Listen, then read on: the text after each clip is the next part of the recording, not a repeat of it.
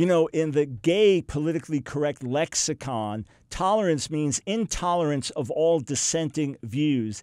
Being inclusive means exclusivity of all opposing viewpoints. And diversity means my way or the highway. A few years back, two lifelong liberal psychologists put out a book called Destructive Trends in Mental Health. They couldn't get many people to participate because these scholars, these scientists said, if we expose what's going on, if we differ with certain things, especially homosexual activism, we will suffer severe consequences. Professor George Yancey, himself African-American, has documented the pressure that conservative professors are under in the university. And Professor Mark Regnerus, a few years back, puts out a study showing that all is not well with gay parenting, that there are negative consequences for the kids being raised. All hell broke loose against him. People tried to get him fired.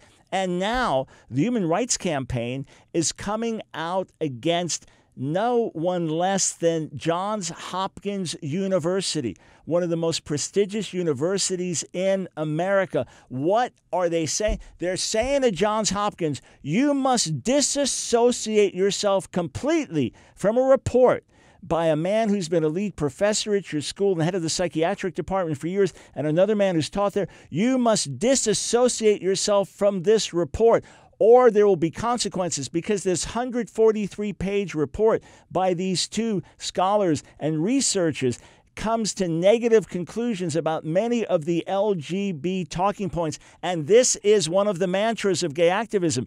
We will intimidate and we will manipulate until you capitulate. Dissenting views are not to be tolerated. They are to be silenced. So much for academic freedom.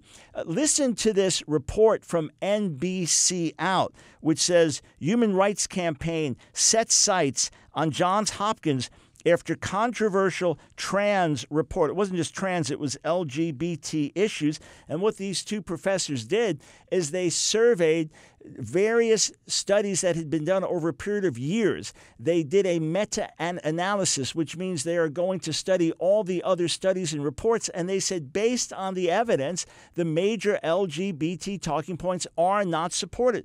Outrageously, NBC Out says this: the movement's latest effort, so this is now a movement. These are not just two scholars working independently. This is a movement.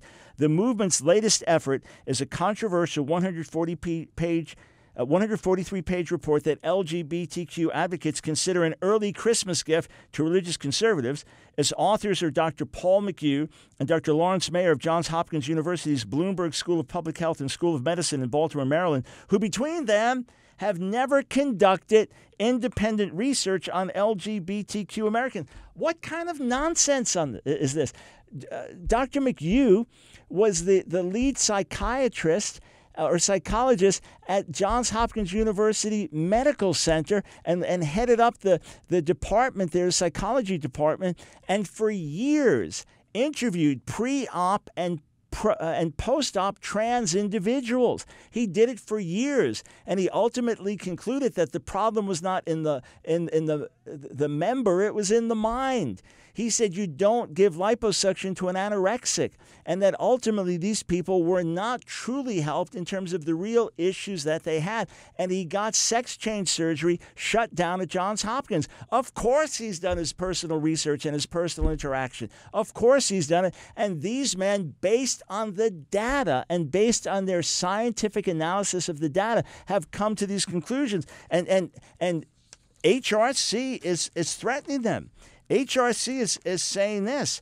NBC Out has learned that unless Meyer and McHugh's bosses at Johns Hopkins immediately disassociate themselves from what the Human Rights Campaign considers their transphobic findings, the reputation of the university, its medical school, and its hospitals may suffer. This is classic bullying. Those who used to be bullied have become the bullies. Those who came out of the closet want to put us in the closet. This has nothing to do with academic integrity or scientific research and freedom. It has to do with a bullying movement that wants to silence all dissenting views.